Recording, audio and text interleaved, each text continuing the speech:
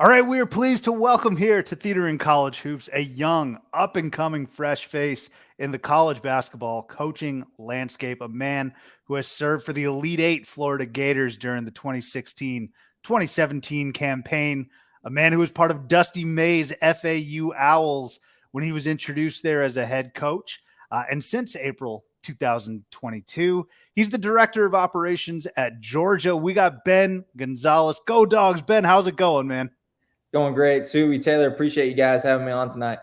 Hey, it's real good catching up with you and talking shop here. But Ben, many are saying, maybe just me and Taylor, that you are the inspiration for the FAU run and Dusty May's success.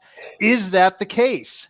Oh, man, I would say that's not the case. I would say this has been a running joke the whole year was, man, look, we have a number of people on our staff at Georgia who are actually at FAU at some point. There's three of us. And the running joke was, man, look at what happens. You know, we cut Pastrana. He was the first one to go, and we got marginally better. Then you cut Akeem, and we got, okay, hey, we made some even more progress. Then you cut Ben, and shoot, man, now we're at the Final Four. Like, man, we should have gotten rid of him year one. So, yeah, whatever happens, that's what happens when you get rid of some dead weight has been the running joke of the whole year. But really, really cool. Those guys are family to me. It's really, really cool to see what they've done and the success and be a part of. I was able to follow them the whole NCAA tournament and I went to all the games and stuff. So it's just really cool and special for me to just be a part of that and see those guys have the success they did and excited to see what they can do again this next year. So since we're on the subject already, just elaborate on those thoughts. You know, what was that feeling that, okay, I'm no longer employed by this school, yet I have a personal relationship with 90%, let's call it, of the players and staff members that are there going on this incredible run, and you have, more knowledge than almost every single other person in the country about this school as they go on the run. How was that feeling? And what was it like explaining to the people that you knew that weren't familiar with FAU basketball that was like, no, these guys are good. Like they can make a run. Yeah, elaborate on that a little more. Man, yes. Well, so everyone, I mean, we have a group thread, like I said, mentioned from all the guys that kind of been through FAU from the beginning. We have a group thread still, and kind of going throughout the year. We're texting, hey, congrats after this win, congrats after that one, congrats. And it's like, man, I'm getting tired of saying congrats after every single win. Like, these guys keep on winning. This streak's amazing. Then they get ranked. And it's like, my gosh, you guys are ranked. And then the awards start coming in, and then they're making the tournament. And it's like, my gosh. And like at the beginning of the year, I knew they were going to be good, just having that level of continuity. The guys getting Nick Boyd back healthy, Elijah Martin, Janelle Davis, Vlad Golden, a second year for him. Last year was his second year really playing. He didn't get much time at Texas Tech, so I knew they were going to be good. But you going into the year like, man, I know North Texas is good. I know UAB is good. If they can, I firmly believe they'd be top 5 in the conference. Top 3 was kind of my hope for them. And then just seeing them do the run and everything, man, it was amazing. And then after watching them play in the conference tournament, I have really special relationships with a lot of those guys still. I'm like calling some of them like, man, you guys can beat anyone in the country. Like after I saw them play the way they played against UAB in the championship game, I'm like, you guys can beat anyone. You guys look confident. You guys can beat literally anyone in the country. And then I see just the run that they went on. I mean, it was amazing. Every game you either win on a buzzer beater. The first game they win on a buzzer beater, last game they lose on a buzzer beater. The college basketball is crazy like that, but they deserve to be there. They're as good as as any team in the country. This year as well, bringing basically everyone back. Be really interesting to see what they can do again. There was a layer of pressure and expectations that they had to live up to. So Ben, you were referencing how they played throughout the season, being ranked, going through the Conference USA tournament as well. And everyone, I think a lot of people were saying, look out for FAU. Maybe they didn't label them as a Final Four team, but they certainly met high expectations of a mid-major. Single losses throughout the entire, like 3 or 4 losses throughout the entire season. And they matched it. Like that's what a 3 or 4 loss team usually does. We just see it a lot in a power conference. Right. FAU just met that level. So you have other Florida ties as well. You're from Tampa. I want to rewind it back a little bit now, Ben, okay? Because I think it's important that our theater goers and our listeners hear about, your start and your career trajectory. I truly think it's important. How did you get into this coaching business, Ben? I mean, you're a student at Florida. Pick it up from there. Yeah, so went to the University of Florida. When I first got there my freshman year, my goal and my thought, what I wanted to do was be an athletic director, college athletic director. Was kind of in some different classes, had a chance to meet Jeremy Foley, who was the athletic director at the time. He came into one of our classes. I chased after him after the class and, hey, can I meet with you at some point? I'd love to meet with you, pick your brain, see how you kind of did what, most successful athletic director of all time, arguably, right? And so he was graceful enough to meet with me, met with him. He's like, all right, go to these different areas of different departments of our athletic department and see what kind of interests you and where you'd want to go and work with. And so, all right. So I did some stuff with marketing that spring semester, did some stuff with marketing and got to work with each team and do different things with each team. And I played sports all growing up, my whole life, and obviously wasn't good enough to play in college. But so after that semester it ended, and I worked a little bit specifically with track and field, was kind of a part-time manager with them, volunteer. I really miss being part of one team. And I was like, man, I don't know if I really want to be an athletic director. I kind of miss coaching. I think I could maybe pursue coaching. And along that semester, I'd met some of the student managers with basketball. Basketball was kind of my first love of playing a sport. So I was like, that's what I wanted to start pursuing. Had met some of the current the managers at the time during that year, and kind of picked their brain of like, okay, how'd you guys get here? What did you guys do? And so they're like, oh, okay, well, just reach out to this person, try to work our camps in the summer. That's kind of how most people get on board. So, all right, great, I'll do that. And so I reached out to Darren Hertz, who was the director of operations at the time. He's now at Dayton, and reached out to him. This was Billy Donovan's last year. So reached out to him, was set to work camps, was excited. And then shortly after, Billy Donovan decides to leave. And Coach White comes in and they decided to cancel all the camps. So all the camps were canceled. I was like, oh, that was my opportunity. Like, I don't know what to do now. I don't know who to contact, lost all my contacts. So I was kind of stressed out. I was actually, my family and I took a vacation to London that summer, just a week vacation. And I had reached out right the week before to the new director of operations, Kyle Church, who's now an assistant at FAU, and reached out to him, was like, hey, I was set to work these camps. I was still interested in being a manager, and I'm willing to do whatever I can do to be to be a manager here. And so he reached out to me and he's like, hey, well, why don't you come by, stop by the office? I was like, okay, I'll stop by the office. I wasn't in Gainesville. That summer I was going to be in Tampa the whole summer, but all right. So I drove up to Gainesville. He didn't give me a specific time. I reached back out, never got an email again. I was like, all right, I'll just show up. So get in the office, kind of sneak in through a door, the front door that's usually locked, snuck in, get up to the top. And I asked one of the office girls that's working in the front, I was like, hey, I'm looking for Kyle Church. Do you know where he is? And she's like, I honestly don't know who that is. Everyone's so new here. I'm like, all right, well, can you try to help me out? I'm trying to get a job here. And so she goes in the back, finds him. She's like, okay, yeah, you can meet with him. He said you can come in. Perfect.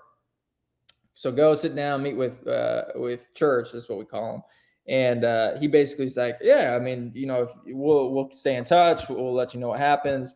Coach White actually came in at that meeting. So, shoot, here's the head coach. Me and the head coach. And so that was a cool interaction. I don't know if you ever met Coach White. He's an awesome human being, really, really easygoing, really like awesome human being. So it's just like really easy to kind of meet front end. And so it was kind of excited, left, didn't have really any kind of clue what was going to happen next, but I at least met some people. And then shortly after, long story short, they were actually going to have a team camp. So they called me back. They called me like a week later. It's like, hey, we're having a team camp this weekend. If you can come up and film these games this weekend, we'll give you a chance. So, all right, drive back up to Gainesville, stay with a friend. Filmed the team camp 3 straight days. Hey, like, I'm still very interested, talked to some managers, kind of started learning, getting to know some of the staff members. Hey, I'd love to just come and volunteer the rest of the summer. And if you guys like me, maybe something works out. So they allowed me to come volunteer the rest of summer, basically hired me after the end of the summer, and was a manager for the team, long story short, for 3 years. And even going into it, I had no idea what a student manager was and what we're supposed to do, what all it would take, and what it really takes. I mean, it's those guys work really hard. Student managers work really hard, do a lot. And I had no idea. I was just trying to become a coach, and just those guys, all the managers kind of instilled a culture there for me at a time of how to work, what we needed to do. And then just kind of along the way, learned more and had some great opportunities. Sue, what do we say all the time on this program? What's the best ability? It's availability, man. It's availability. And that's Yes. if Ben had that in spades, apparently, about that many years ago. He said, listen, guys, I'm showing up. Yeah. But I will say already you could answer the question, which is where I was going to go, is how do you think you become successful and get into this field? And you already showed us the example of that. You just walked up to the athletic director at Florida and said, yo, man, let's have a beer. Let's chat. And he was like, yeah, cool, man. Sounds good. Hey, listen, I like that. You got to get out there. The channel is sometimes, for you to be successful in this business, is sometimes easier, or not easier, but more available than it seems to be. It's like, yo, there's the athletic director. Right. Why don't I just go talk to him? Yeah, that's great. So how cool is it? Like you said, Jeremy Foley, one of the most successful athletic directors in the country. But the thing I think is most interesting about him is he only ever worked for one institution, and that's Florida. He started, who also had similar dreams to you as being like an athletic director, and why I didn't go into college athletics is because I didn't want to work in the ticket department for 10 years like everybody else did. Yeah, he's unavailable. That's right. Yeah, I got him. Yeah, I didn't have availability. So when you grow up and go to a school like Florida, and obviously you've gone to multiple other institutions since there. I mean, that's got to be a great foundation to build at an athletic department like Florida, right? How much do you think that starting off at a very high major institution helped you versus if you would have started somewhere else? Oh man, I think it was huge. Just the level of opportunity.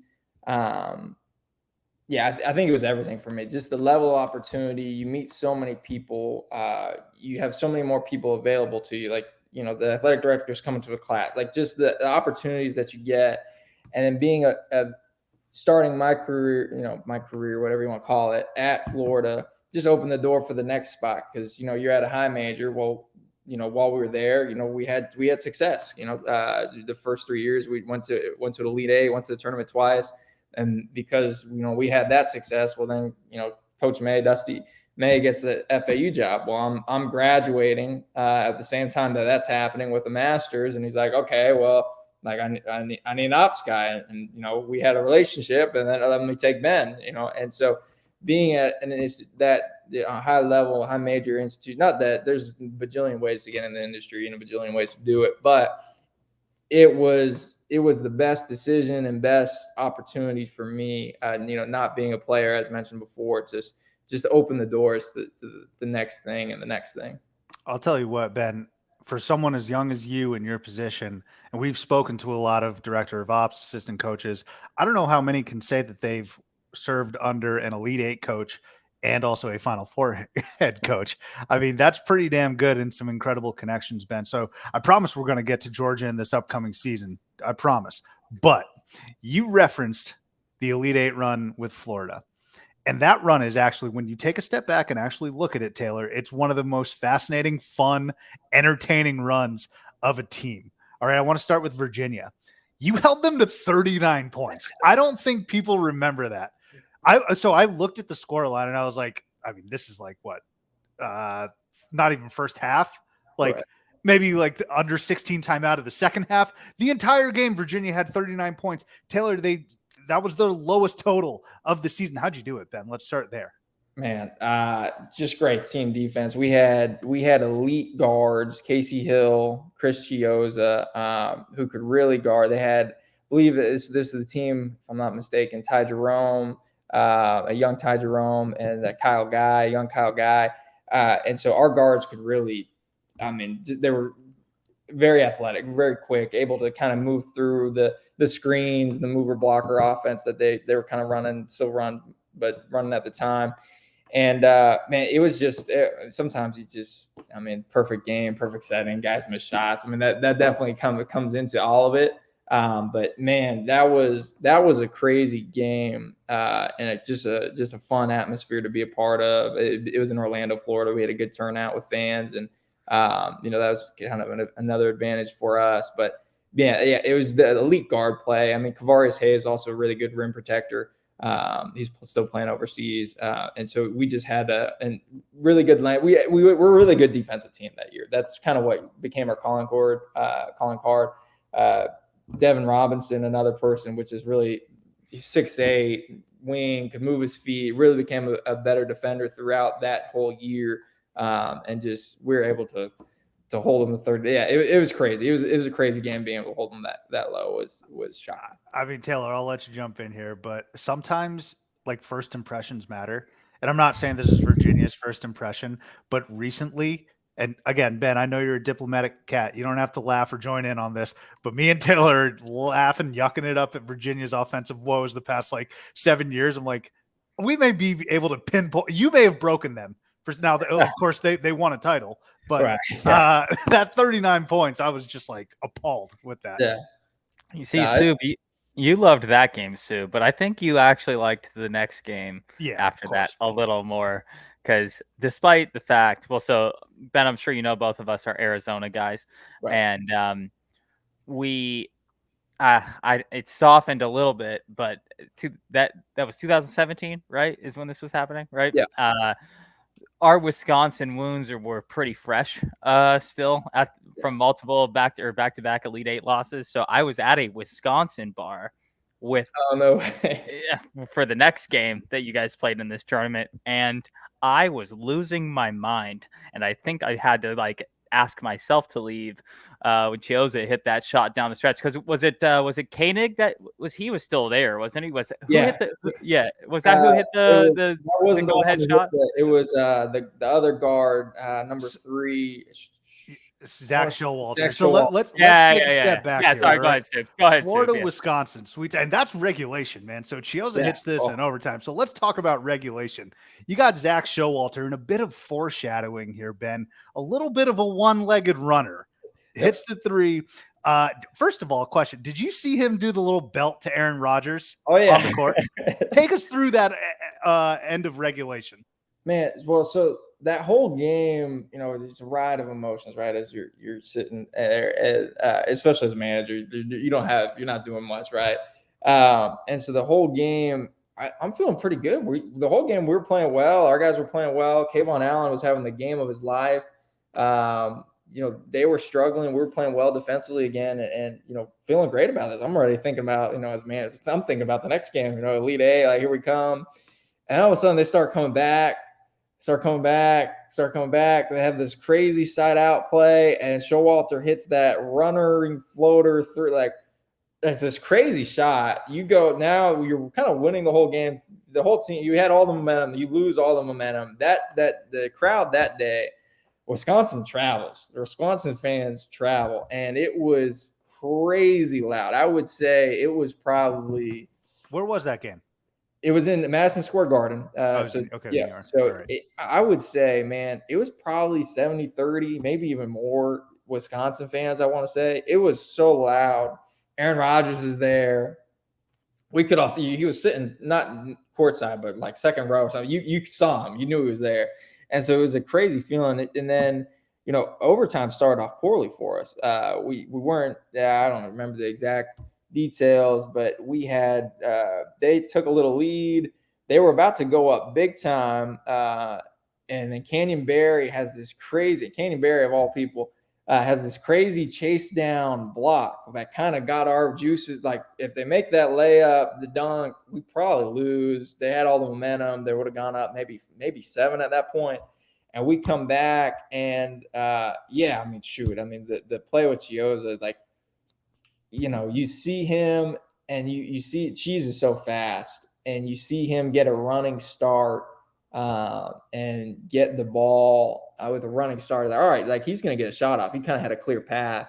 But for that floater to go down the way it went, I mean, it was It was crazy. That was as fun of a game as I've personally been a part of in my life. That was an amazing feeling. I don't think I've ever seen a guard do like a full-on jump stop like we see in the lane. He jump stops Right. into his three and launches, and he lands at like the block almost. Yeah. I swear. But okay, so Nigel Hayes hits 2 free throws, I think, to put them up 1 or 2. Was it? Yeah, they were up 2. They were up 2. All right. Yeah. So Hayes hits the free throws, call a timeout, I believe. Yep. Right. What's drawn up? I know the end result is Chris Gioza beelining it, but was anything drawn up there? So I actually was, to be honest, I was not sitting actually on the bench. So you can only get so many tickets for, you only get so many seats, NCAA rules. I was sitting second row, right there. I don't quite know that was my second year being a manager. I don't quite know what was drawn up, but that was I know the goal and the idea was to get either him or Casey with a full head of steam. And those guys were so fast they could get downhill. That was the goal. And I want to say maybe the ball was supposed to go to Casey. I'm not sure if that's true or not. Casey Hill instead, but Cheese got open. He took it and thank God he made that shot because that was crazy. I mean, I can still remember the text messages between Subi and I because Wisconsin wasn't good that year. I mean, they were mediocre or middle of the pack, right? And I remember thinking, these losers are gonna do this again. These are just pestering us to death. Nigel Hayes has been there for 8 years and still won't leave. Like, Yep. So when you're in a situation like that, and you're 22, 23 at the time, right? Yep. Your second year as a manager. Yep. Or no, you were still, excuse me. So, young person. So in a game like that, though, at MSG, you got to be sitting there thinking, this is what I need to do for the rest of my life. Like this is what I have to do for the rest of my life. How do I take myself out of this and go to corporate America? I can't do that. Like, I got to continue on this track. Did you ever have any thoughts? Not that you didn't previously, but like that game specifically, and in those type of environments, being in the NCAA tournament, is that where you were like, I have to stay in basketball here? Man, so the NCAA tournament, it's hard to describe unless you're a part of a NCAA tournament run or just even a team that makes it into the tournament. It is the most fun atmosphere. Like, conference tournaments come close because you just win or go home, and it's close. And I would say, when you're in the SEC tournament, it's a little different. You can still get an at-large. When I was at FAU previous years before that, it's like you kind of feel that more because you have to win it. There's nothing like the NCAA tournament. It's such a special event. So much fun to be a part of. It brings everyone so close together. It opens so many doors for everyone who's a part of the team. And so, yeah, no, it's such a special moment. It's crazy. Like we think, and we sit there. I remember having conversations with Kyle Church, like who's assistant at FAU. We actually, when I got to FAU, we shared an office for 4 years. And we're both sitting there at FAU, like you just never know how things are going to go or stuff. Like, we might never make it back to the tournament again, is what you're thinking in your mind. Like, your whole career, like, this is what you work for your whole career. And we got to share one of the coolest, be a part of one of the coolest games in tournament history. And so, yeah, it is such a. Those are when things get tough. Like, sometimes you're in some of the dog days. You kind of remember those special moments. I'm like, man, like this is something really fun to be a part of. And this is something, what was really cool. That was probably the first time in my life that I realized how much of an impact the game of basketball, how much joy it brings on other people. Because we got back to the hotel and you see all the videos from all the people in Gainesville they're at these bars and restaurants and whatever, or the dorms. And you're seeing like the reaction in Gainesville, and you're realizing, like, because, it's kind of crazy. And I wasn't a player. I'm not a player, so I can't speak for them. But you kind of get in a shell. Like, you don't really, the crowd's there. You're on TV, but you don't really think about it that much. You're kind of in like your protected bubble. Your team. You're not thinking of the outside. At least you probably shouldn't be if you want to be successful. And so when the game's over and you get to realize you have all these texts, and I was just managers, like our staff and our coaches had literally hundreds of texts of all the, like, congratulations. you realize the impact and the amount of joy you bring other people. And so that was a special moment for us, and special realization for me that really happened for the first time at that game. Ben, you put that so poetically and beautifully. On the flip side, it's why the hell are Subi and Taylor tying 100% of their happiness to like 18, 19-year-old kids? So that's basically from like our parents' vantage point. But the way you described it, that's kind of how I want it publicized out there. That is funny. Yeah, no, that's funny. There's definitely people with that point, but for the sports fans, I grew up a sports. I'm still a sports fan. Like, that's the beauty of sports, is it brings people together, no matter, race, whatever it is. Sports unites people, and that's one of the many beautiful things about sports. Yeah, so the last thing I want to talk about this epic run to the Elite Eight is it culminated in a loss to a familiar face. You lose to South Carolina, right, who was on a bit of a Cinderella run themselves. So, you go from seeing Aaron Rodgers in the crowd to Darius Rucker, and I'm pretty sure he was crying after they defeated you there. But tell us a little bit about the familiarity aspect there, Ben. I didn't necessarily look at the schedule. I don't know how many times you had played them in the regular season, potentially even in the SEC tournament, but certainly this was either at the very least the second or third time you were playing the Gamecocks. Tell us a little bit about that familiarity aspect of playing a SEC team with the right to go to the Final Four. Right. Yeah, no, that was crazy. So that was the third time we played them that year. So Florida plays the way the SEC currently does. It's going to change once Oklahoma and Texas comes in a couple of years. But you have some opponents that are permanent opponents. You play them twice every year, home and away. So South Carolina is one of Florida's and one of Georgia's. You play them home and away every year. And so that was the third time we're playing them. Those guys were so physical. And, Dwayne Notice, one of their guards, PJ Dozier, and man, I'm blanking on the other. Thornwell.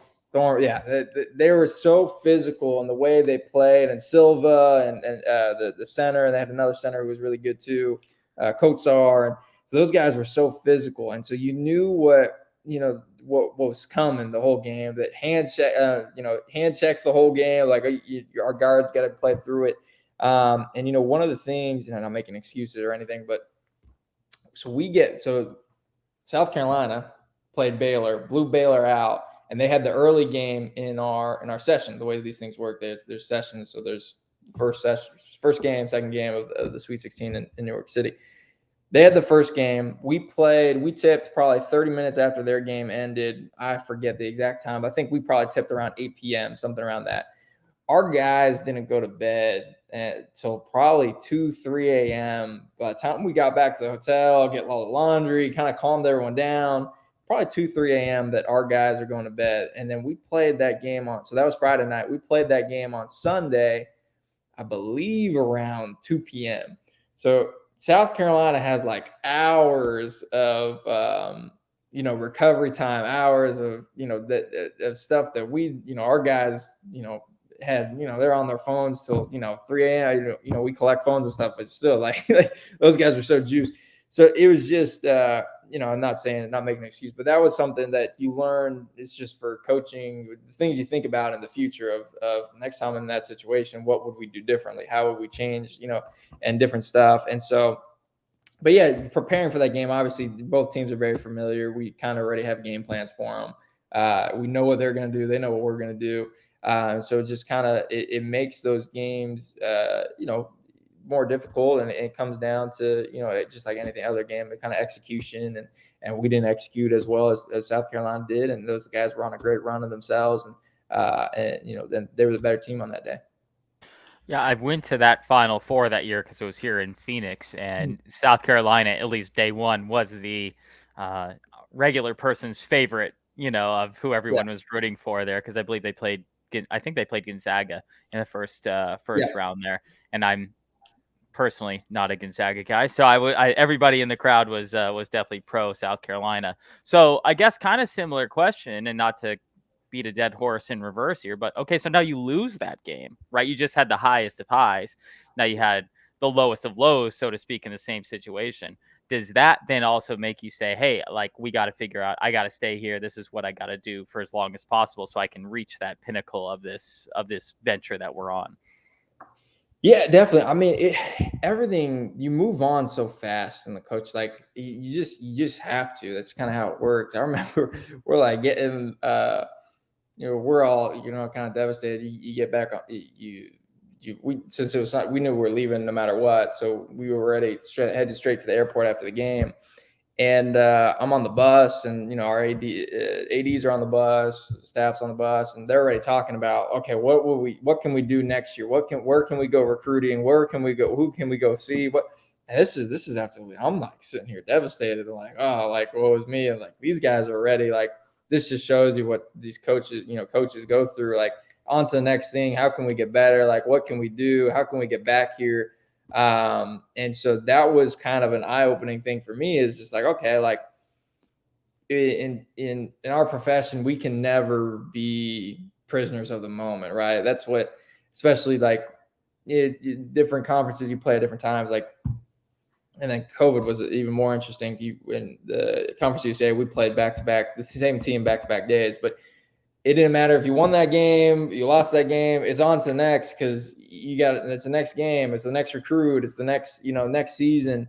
And so it just kind of makes you put perspective on anything. Like, the biggest wins, like, that's great. It's not that important. The biggest losses sucks, but at the end of the day, it's not that important. It's like, what's your response? That's something that Coach White talks about a lot for years, but especially here at Georgia's. What's our response? You have a turnover, okay, that sucks. Well, you can't just dwell on it. You got to respond. So what you're going to let the turnover affect your next possession on defense, and you're going to botch a switch or whatever. And so you're always responding, always kind of going to the next, and how do we get better? How do we move on? How do we sustain success?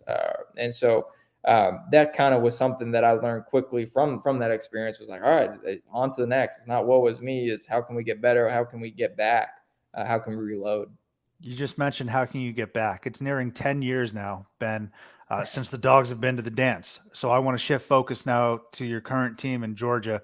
What's it going to take to change that? What's it going to take to punch that ticket and break that drought? Have those discussions been had? Yeah, I mean, obviously those are the end goals. Is you're starting out. I mean, everything we do is process.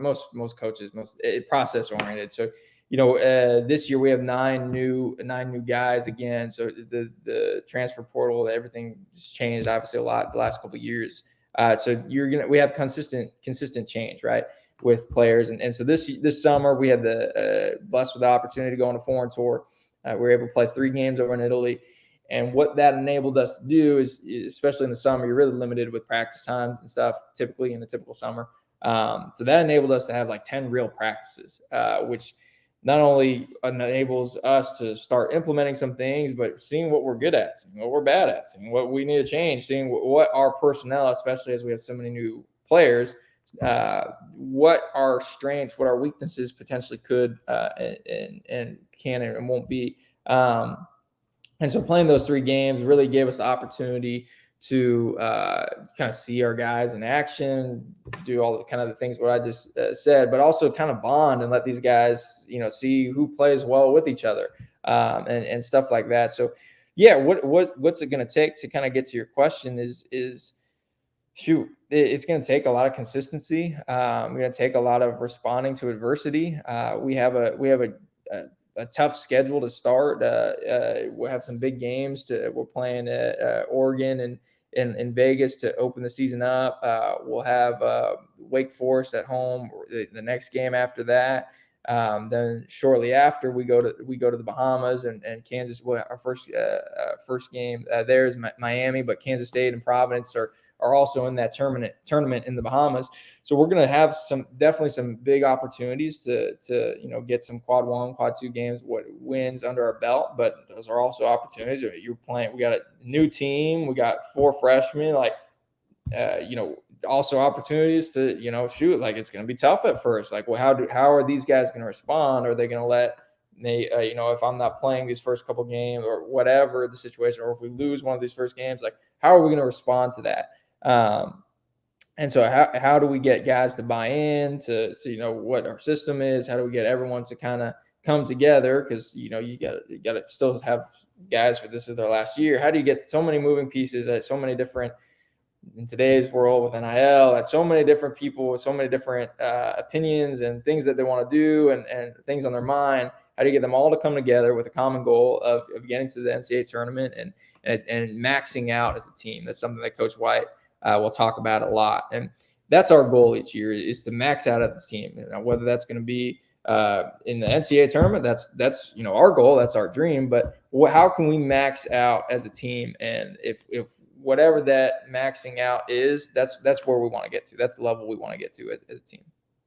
So I'm going to go back and touch on a little about the international trip that you guys went on, and because they haven't done it. Is this the first time in 3 years that international trips have been allowed because of COVID? Or did they do them last year? No, too? they did have them last year. A bunch of teams Okay. went on trips last year. Not many. For some reason, the floodgates have opened this year. Like yeah, that's what I'm saying. For some reason, I feel like it's every single team in Yes. college basketball. And I think you're only allowed to go on one once in every 4 years. Once every right? 4 years, correct? Yes. Right. So this is probably your first international trip as a coach that you've been on? I would assume. Yes, it was mine first. So talk about, you touched on a number of the important issues as it comes to building a team, the practices, figuring out who plays well together, the NIL issues. So wins and losses are probably very low on the totem pole as it relates to the importance of the international trip, right? So how do you guys implement like a different lineup every half? Are you playing quarters on these international trips? Are you implementing different rosters every quarter potentially? Are you trying to get everybody involved equally? Just talk about that international trip process, just simply because, like you said, I feel like every team in college basketball is going on an international trip. Yeah. So everyone does it differently. What we decided to do, you can play a different amount of games. Some people play 2 games, some people 3. We played 3. And so we went to Italy. We played all 3 games. We played in Rome. And so this summer, we also went earlier than most teams. Most teams are on their trips now. We went 2 weeks ago now in July. We did that. I was talking to Subi. UGA has a kind of a quirky school schedule. So we wanted to give our guys more time, like an actual break from us. And we didn't want to take away their break time and to go on a trip, which, there's still basketball, still practices, still games and stuff. So we wanted to give them an actual break. So this is why we did it in July. And so our staff had a great idea. Basically, we played 3 games. Everyone on our roster played two of those games just to make things, this, to your point, we won all 3 games. We don't want them to win all 3 games. But, like, it's not, at the end of the day, that's not like winning a game in Italy in July is not helping us win a game, in November when the season starts. It's more about just figuring things out with our team, seeing who plays well together, like keeping everyone at this point, want to keep everyone happy, like want to make sure everyone feels good about themselves, feels good about all the work that they put in all summer and feels good about themselves coming back into the fall. So basically what we did, we played normal college rules, 2 20-minute halves, normal college rules. We just, every guy played 2 games. So basically we have 16 guys on our roster. 1 was injured, so he didn't play, one of our walk-ons. So basically 15 guys, each guy played 2 games. Basically pretty much everyone played about the same amount of minutes. The competition we played was not like necessarily the best competition. Everyone kind of does it differently. Just Italy, it kind of depends on the timing. Just with the timing and what we could get, that's what we could get. And so it wasn't the best competition ever. But it wasn't necessarily about that. It's more about just we're so process oriented, focusing on us. How do we get better? And what we were really proud about with our guys were, especially the last game. We decided to play that game a little bit earlier. So we played that game at like 8 a.m. just to get on to the next things with all the travel and stuff. Played that game earlier. So with the adversity of that, and like this is the third game, we won the other 2 games handily. How are you going to respond? Are you going to treat this like, we're just going to yeah, we know we're 20 points, 30 points better than these guys. We don't really care. Or we're going to play really hard. Are we going to do what we've been coached to do? Or we're going to make the extra pass. Or now I'm like, I want to just kind of get mine and try to experiment.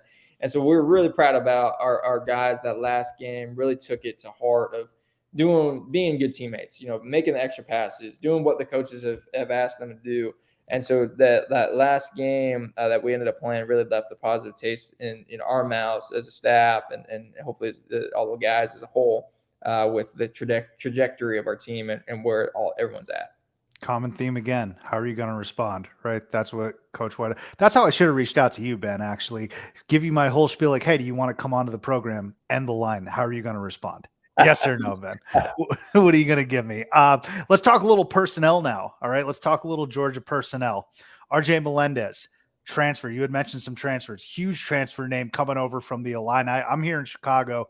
I know some folks are a little bummed that he left, but, great pickup for you guys. And then if you are in the Georgia area, if you like basketball, this last name is pretty much royalty. Abdur-Rahim, right? Taylor, we're old as hell, man. We are old as hell. Mr. Abdur-Rahim, Mr. Melendez. Yes, Sharif's son, in case anyone didn't put that together.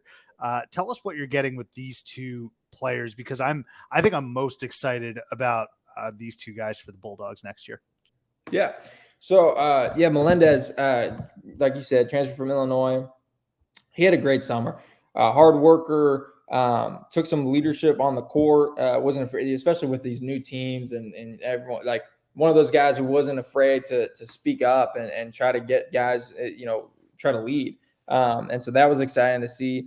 One thing that was, maybe not surprising to everyone, but he was better at than maybe I myself and some others maybe expected, can really come off ball screens, can create for other people, and do some things. Is not like we'll look to pass, we'll look to create plays for other people. Obviously, he's a good shooter. That he's got crazy length. He's a good defender, but his ball skills and his creativity off ball screens and being able to find other people was something that definitely got our staff excited. And he had a good summer. Abdur-Rahim, so he was with us last year at Georgia as well, and he's an elite 3-point shooter. He probably had the best, individual offensive performance. He got on fire in Italy in his second game. He had like 20 points in like 20 minutes. He was just shooting the lights out of it. Can really, really shoot. Has also gotten better as a ball handler, better coming off ball screens, but elite shooter, works really, really hard. Jabri is one of the most consistent guys. Been around a lot of consistent guys and hard workers, but he's the most consistent at every day, 7 a.m., if not 6:30 a.m. He's in the gym, he's shooting and getting shots up. He is one of the hardest workers that I've been around, and just very consistent. Every day it's that. It's not like there's no days off. I walk in the office early. I know I don't have to go look. I know it's Jabri shooting. And so he's just taking that to the next level again. And even when he does that, other guys see it. We had a lift group at 8 a.m. this summer, and so everyone knows he's shooting. And then so now it's other guys coming into the gym as well because hey, Jabri's in there shooting. I need to get better too. And so that was an exciting part of seeing this team. Especially these guys love being in the gym, and that all makes a huge difference. So you obviously don't want to point anyone individually out who's better or worse than anybody else. But that being said, is there someone maybe that's below the radar that we should watch out for this year, like a Mari Jordan or an A+ but name of Blue Kane or anyone like that you can maybe point out and be like, this guy, even though he's only a 3 or 4 star recruiter or whatever, or he's only a transfer, this guy's a little better than what I think people are giving him credit for. Do you have anyone else at this point? Obviously August, so you only been on one international trip so far, but is there anyone that's really stuck out to you and been like, wait a second, this guy wasn't rated as highly as he should have been? Right. No, obviously definitely early. It's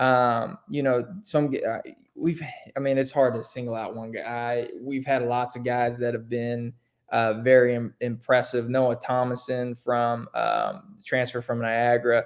Just his pace, he can really score at all 3 levels, but his pace, like you think of a veteran guard, Noah Thomason is a veteran guard. Just the way he comes off ball screens, no one can speed him up. Very encouraging. Blue Kane, he had a really good summer for us. Can really score it. Another guy who can score at all 3 levels. Really good shooter. Silas Demery, junior guy who, in my opinion, really came along as the summer progressed and showed some things, especially even in Italy, just the ability to be an elite on-ball defender, I think was kind of really shown for the first time, in my opinion, in Italy. And he had a really strong second half of the summer. Those would be some guys that stood out to me. Obviously, we got some other transfers. Russell Chiwa from USF. He's 7'1", really strong, good athlete. He's going to really help us on the front line, especially defensively as well, rebounding. Jalen Deloche, another transfer. Lots of guys had good summers, but the probably the 3 that stood out to me the most, other than kind of the guys we talked about earlier, Melendez and Abdur Rahim. Those guys showed out and had good summers. But it's summer. That doesn't necessarily. Since you won't give me a singular everything's person, got to translate, and you kind of at coaching it change. Like you sometimes you love a guy, he has the best week, and then the next week's like, we can't play this guy. So it's like that's kind of how coaching goes. And so you gotta, the guys who can be the most consistent and stack days, those are the guys that really stand out. And so some of these guys that I mentioned, and there was others, like I said, we got a deep roster, but the guys that can stack days and be the most consistent, those are usually the ones that stand out the most. I mean, that's not even coaching. That's just life. Like who's gonna, if I invite this guy to a happy hour, who's going to show up? Like, right. yeah. Okay. So since you didn't exactly answer my question, okay, you did the political, I'm a coach answer, which is great. Right. Yeah. Let me ask you this question then. Which person had a singular play this summer? Just one person that you were like, oh, I didn't know that they had that skill, like did someone dunk on someone and you were like, oh, I didn't realize he had those ups? Did someone hit 4 threes in a row in a game and be like, oh wow, I didn't realize he could shoot? Anyone in particular that there was one like instant when you were like, oh shit, that guy, wait a second, we might have a little more something here? Yeah. Man, one specific play that's hard. Like, so one guy on our roster who's a freak athlete and can really, really punch it on people is M.A. Moncrief. He was played with us. Was on our roster last year, but transferred from Oklahoma State, from Canada. He had a sick, if you're asking for like one play, he had a sick dunk in Italy where he offensive rebound, just put back, punched on someone. He's like the tip. He plenty of highlights as well in practice this summer. Like, if he can catch someone, and he's the one that consistently like, oh crap, like I may just got someone again. Like he's a freak athlete and is really good on the offensive glass. Ben, can you take us behind the curtain a little bit and introduce us to the real Mike White? Because we don't have, the access that you do. And when I picture Mike White, I picture the guy in the crispiest, like white t-shirt with the highest tie, just buttoned up to perfection. I swear I can't slide like a credit card in between his skin and his collar. He seems like a very prim and proper guy on the surface. You had alluded to him just being a great guy, right? Just being able to chop it up with him. Tell us a little bit about Mike White, some things that we may not see on the surface, and how your relationship has evolved from student manager to now a director of ops. But again, at a different location. I think there's certainly something to be said about your career trajectory alongside Coach White. Yeah, no, definitely. I've been blessed in my short career to be able to work for great people. Just Coach White is first and foremost an amazing human being, is an amazing family man. He's got 5 kids. And just, I mean, that's what he cares about. He cares about his family more than anything else. And that's just really special for someone who's now married and prides himself with family and has similar values, to be able to see that, especially when I was at Florida. And hey, Coach White's bringing one of his sons on the trip. He's got twin boys, Colin and Keegan. bringing one of the sons on the trip. Like, shoot, like that's really cool. Like he like really, they mean a lot to him. He's spending time with them. You know, he's working out with them in the gym, whatever it is. That's something that's always stood out to me about him. Another funny thing, we don't do it so much. I think we've maybe played twice at Georgia. When we were at Florida, and CBS did some specials with us while they're traveling with us in the Elite Eight. Played pickup, we call it noon ball, almost every day at Florida. And man, his trash talk is elite. And so he, I'm not a very good basketball player, but I love playing. I love staying in shape. I love ball. So we would play, and I'm super, super competitive. And anyway, but so he gives me, lots of people give me lots of nicknames but among the coaching staff, but he would call me Mr. Miyagi for just one, like my in and out move. It was Mr. Miyagi or windshield wiper. I kind of in and out, windshield wax wiper. on, wax off. Yeah, exactly. Wax on, wax off. Yep. Come on, man. You're really making us feel old now. You got to know that quote. Yeah. So he would hit me with that. He still hits me with that. He loves bringing that up to recruits. And so we're at move-in day for this summer. You know, we're waiting for parents and the guys, student athletes to come up.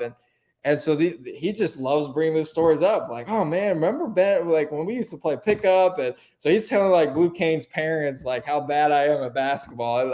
But you know what? But that's fun. It makes it a fun working environment. And so that's one thing you don't like.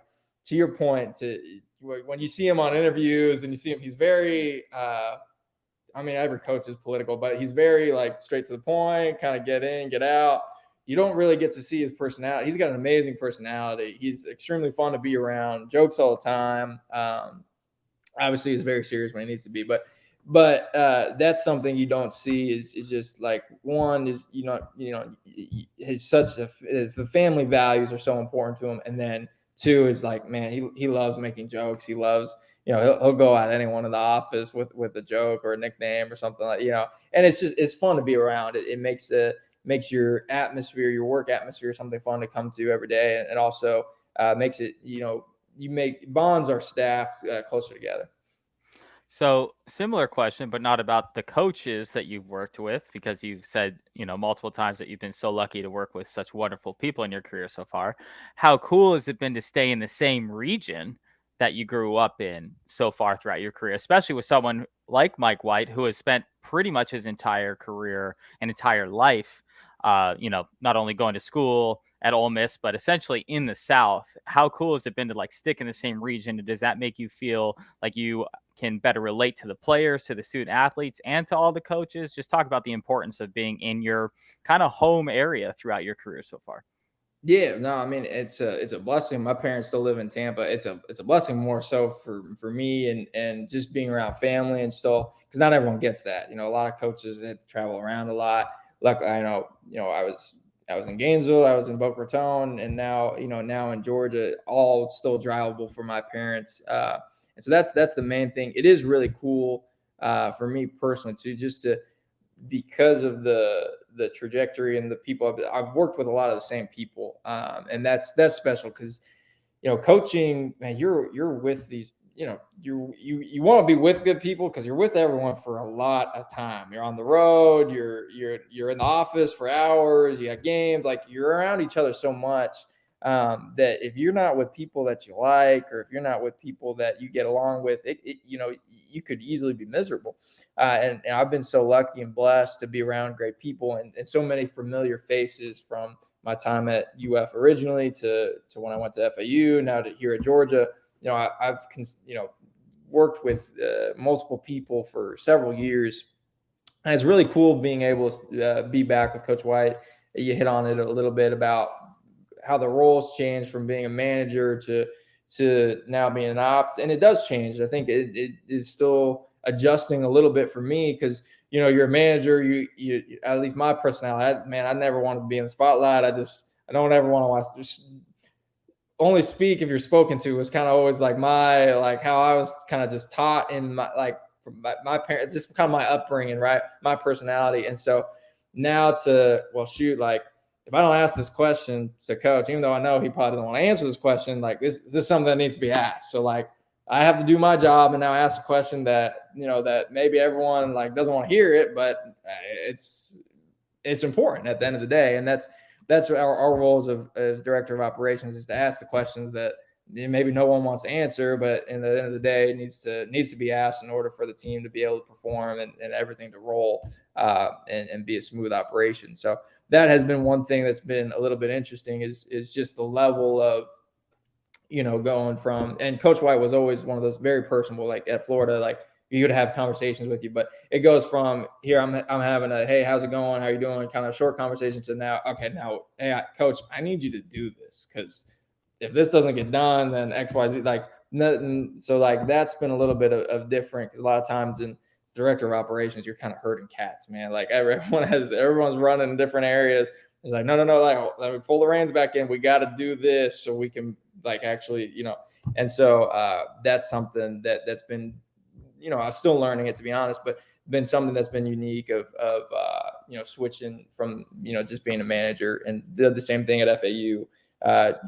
Now going from manager to now I'm on staff with these people. I got to like work with them, but I also need them to help me do some things now. It's not just me working for them all the time. You know what I mean?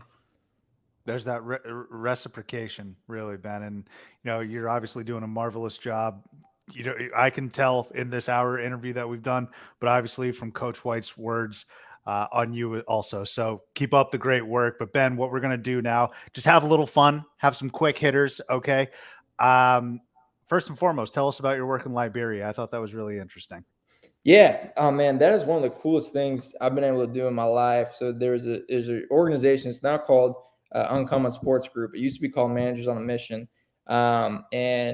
Basically, when it was called Managers on a Mission, you would apply to be a part of a missions trip group. And so I got selected, and it was one of the coolest things I've ever done in my life. So it was on a 3-week mission trip to Liberia, Africa. We went to an orphanage and basically ran a sports camp there. 3 weeks, ran different sports, but we met up. So I met there with different managers from around the country. I never met these people before in my life, other than just on some Zoom calls. And so we get there. It was one person, a women's basketball manager at Virginia. We had a track and field, basically student athlete turned into coach from Liberty, and a student manager from Indiana. And so we all met in the Brussels airport for the first time. And then now we got to go run a 3-week sports camp for kids at an orphanage in Liberia, Africa, when you're playing basketball on a court that's got the biggest cracks in it you ever see. And it's just, and so there's times like, what am I doing here?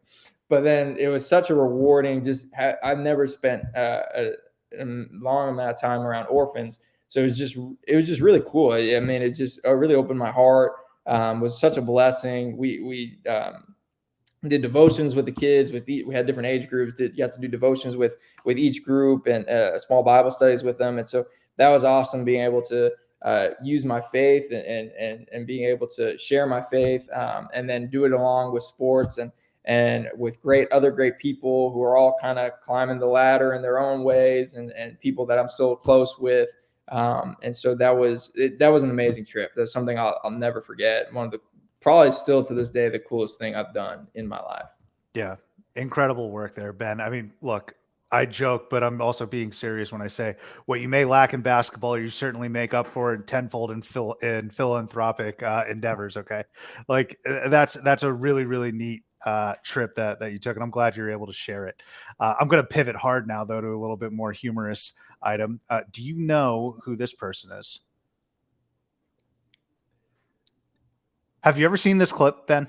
No, I don't know if I have. All right. This is an absolutely insane Georgia fan at a game. And I just got to look, I'm not going to play the full 2 minutes, but just drink this in. All right. Watch your ears. All right. Your speakers. Crazy Georgia fan. I don't really know what's going on. So why don't you tell me? This is the Dawgs. This is Sanford, baby. This is how we do it for the Dawgs. Go Georgia. Woo. Wait, why are you white? We're getting the red and black going right now. White base. White's just the first step. Base coat. We get a red and then we get a black going. And that's the Dawgs. The red and the black. So Ben, this is one of my favorite videos ever. All right. And it introduced me to Georgia fandom. Oh man. Wow. I got another one for you. I don't know if you ever seen the guy. If you haven't seen it, there's a guy who coated himself in peanut butter. They told me about this past year. There's a guy, this was maybe 10, 15 years ago, in that range, who coated himself in peanut butter at a basketball game while Bruce Pearl was still at Tennessee, and tried to run onto the court and give Bruce Pearl a hug. Oh, my And God. that was like, because we, you're at a new school, you're kind of asking people like, hey, like, every place does things differently. So it just was kind of asking like, oh, do you guys have any like crazy fan stories? And someone in the operations team brought that up. I was like, oh my gosh. And so then I went and searched, like, I didn't really believe them. Went and searched it, and then you can find this guy coated in peanut butter.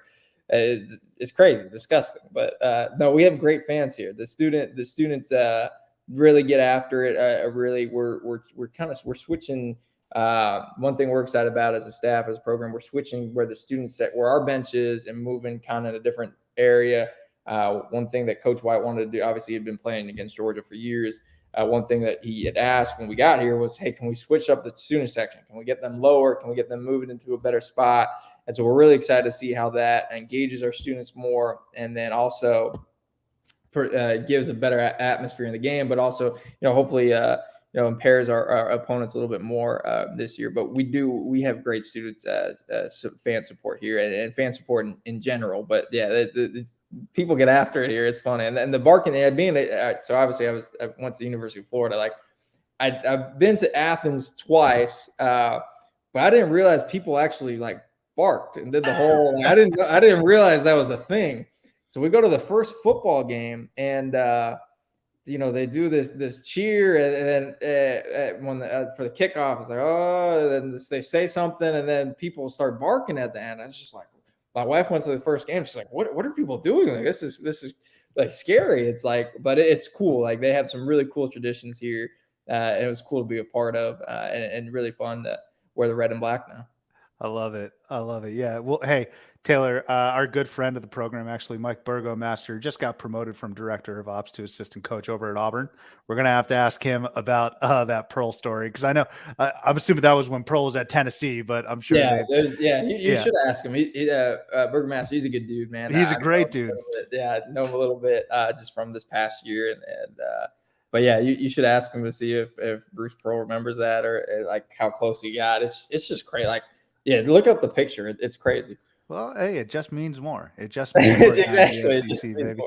Well, look, we talked a little bit about football there. In all seriousness, does the success of the football program and what Kirby Smart has built, approaching dynasty status, does that serve as inspiration for you guys as well? Definitely. No, I mean, your coaches, and this is something I've learned as I've grown. Coaches are really teachers, right? And as teachers, you're really someone who loves to learn. And so we're always trying to pick the brains of the best and the brightest. Coaches have all these coaches clinics, or, basketball coaches have all these coaches clinics. Our staff goes to a lot of them. There was a great one at the University of Florida while we were there that we were privileged to be at every year. And so some of our staff members, even today, were over with football and shadowing, and kind of seeing the different stuff they do over the practice. And they're a great asset to us. They're people who you would think, you'd almost think it's the opposite. These guys, they're national champions. They don't want to deal with anyone else. They just kind of want to do their own thing. So since we've gotten here, it's been anything but that. They've been a huge help, whether it's Nealon is the director of ops there. Has been a huge help for me. Like, hey, I need help. First time in a new place. Like, where do you guys go for recruiting dinners? What do you guys do? And just several other people on their staff have been really, really kind. And Kirby's been great with Coach as well. Been really, really kind, and been more than willing to help and be lend a helping hand to us, and to kind of show us best things to do in Athens, or what they do with their recruits, or invite, we can, have access to their, different places on campus on football game days and stuff. And so they're great people to work with. It's really cool to see what they've done, and really cool to be a part of, even from, different, but be a part of, an athletic staff that's having so much success, and kind of seeing how it's done at the highest level. And definitely it inspires you to replicate it and have success at our own. Absolutely. I think that's really fascinating to hear about how you two gel, the two parties there, the two big entities there down in Georgia. Ben, I don't know how much you've dipped your toes into the recruiting world, but can you tell us a little bit about the impact that some former players have on a program like Georgia basketball? You look at a guy like KCP, who is a two-time champ. You look at Anthony Edwards, who is arguably the most electric young player in the game right now. I would say him and another SEC great player, SGA, are the two best young players. Even Nick Claxton, who is an integral part of that Nets team. Those are three really good players in the NBA. One of them with some serious hardware in KCP.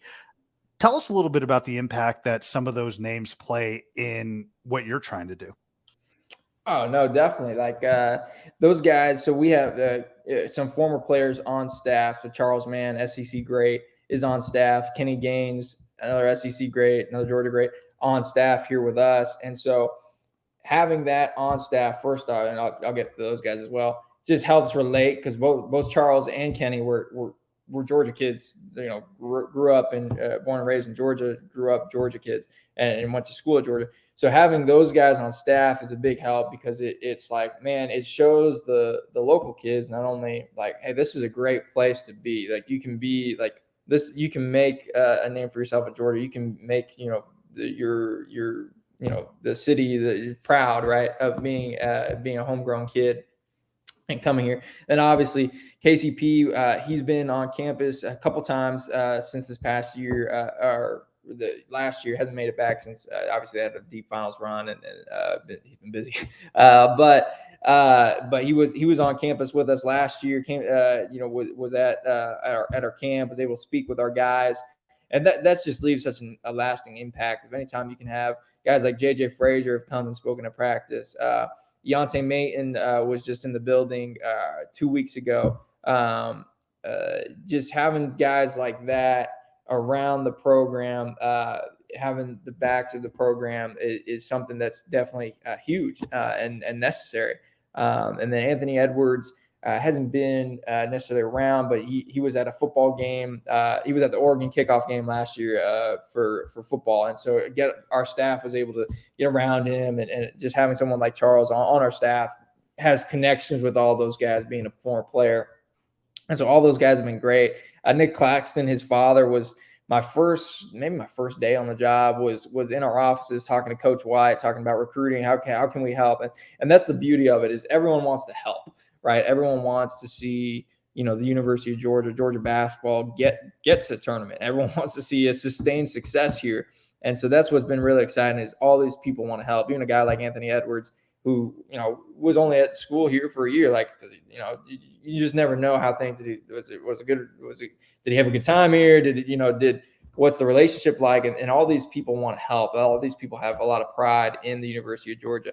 And so that's been something that's been really exciting as a new staff and a new place, and just being able to see that people are excited about us, and being able to use those guys in recruiting, and shoot, Dominic Wilkins showed up at a practice. Like, just wow. Being able to have like those relationships, it's cool having people be able to come and talk to our team. Yeah, I think it speaks volumes of your administration and your staff as well, because you look at these players. KCP, I think, was part of the Mark Fox regime. I could be wrong. And Edwards was Tom Crean. Not sure where Claxton was. He might have been Mark Fox as well, or Crean, but certainly not Mike White, right?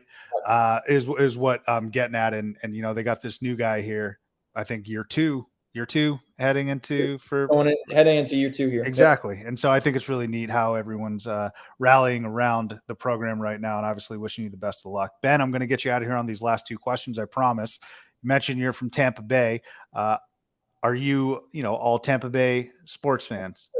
Huge. Yeah. Huge. You were the sports capital of the world, I would argue, for a little bit there the last couple of years. It was awesome. So that 1 year, 2020, was the best sports year of like my fandom life, right? So I'm actually a Lakers fan too. Just I didn't have a hometown team. Get mad. there wasn't a hometown Tampa basketball team. So my grandparents lived in the LA region. So I ended up being a Lakers fan. But so that year, the Lakers won the championship, Bucks won the Super Bowl, Lightning won the Stanley Cup, and then the Rays made the World Series. Like, it was the craziest. Just as a fan, like I track all. I don't really watch that many games. The Bucks are NFL football is probably my biggest passion, sports passion outside of college basketball, and so I follow them more than the other teams. But I do follow all of them, and it's big Tampa sports fan. Love it. Look, I'm glad you enjoyed that because now you got Baker and Kyle Trask. All right. Yeah, you just as a Bucks fan, you've learned. My dad. So we moved to Tampa. I was born in Jacksonville. Actually, we moved to Tampa in like 2001. So the year before they won the Super Bowl. They won the Super Bowl the next year, and I'll never forget. My dad told me, hey, Benjamin, just so you know, like, this doesn't happen every year. Like this. Like, it's great. Enjoy it. This doesn't happen every year. Now, I didn't know for the next 20 years, I would see them make the playoffs like twice. But and then Brady comes and we win a Super Bowl. And I'll take it. There's some teams out there that haven't won a Super Bowl in 40 years, whatever. I'll take 2 Super Bowls and 0 playoff appearances in 20 years. I'm fine with that. Just get a Super Bowl every 20 years and I'll be happy. The Scotty Miller touchdown to end the first half of the NFC Championship game over Kevin King resulted in me having to buy a new iPhone the next day. So I'm just going to go ahead and leave my thoughts on that Tampa Bay Buccaneers Super Bowl run at that. That's funny. I was watching that. So Kyle Church, I was at FAU at the time. Kyle Church is a huge Packers fan somehow. He's from North Carolina. Huge Packers fan. We're watching that game together. So I'm having the time of my life watching that game. And he is like sulking, like, oh man, it was bad. They're complaining after every sack, after everything. He's complaining. I'm just like, hey man, these guys are good. It's our year. Like, come on, Tom Brady. That's right. And you know what? You got to celebrate Rondé Barber this past week really going cool. to the Hall of Fame. Definitely. Really cool. This is one of my favorite questions that we ask everyone. Toughest environment you've been in as a coach. All right. And I'm going to eliminate the MSG turning run. Okay. I'm talking fans are up your tail, rude, mean, nasty. Yeah. Or if you're talking that, you got to go Tennessee. It's just different in Knoxville. I don't know how to, what's funny. So my first time in Knoxville, I was a student manager at Florida. I think it was our first year at Florida. Coach's first year. My first year as a student manager, Coach White's first year at Florida. We lost, I don't know, by like 20 that game. And I'll never forget that the fans were like going at, I'm sitting, you as manager, you sit right behind the bench typically. So I'm in that first row right behind the bench, towels, boards, whatever. The fans are literally yelling at us the entire game, like just yelling at the staff, at the players the entire game.